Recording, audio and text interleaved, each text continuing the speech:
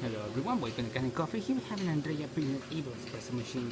Now this machine was brought here because basically needed a tune-up and a new water pump. It wasn't getting enough water coming out through the group head, and we replaced the water pump. Deep cleaned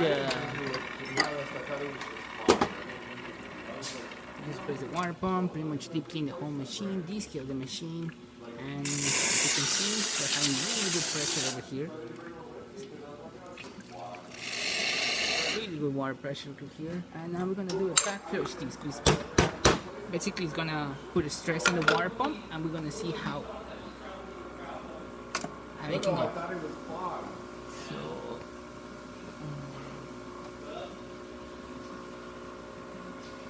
as you can see, the pressure from the water pump is increasing and it's moving. And we should be looking at 8 to 9 range, which is perfect for this machine.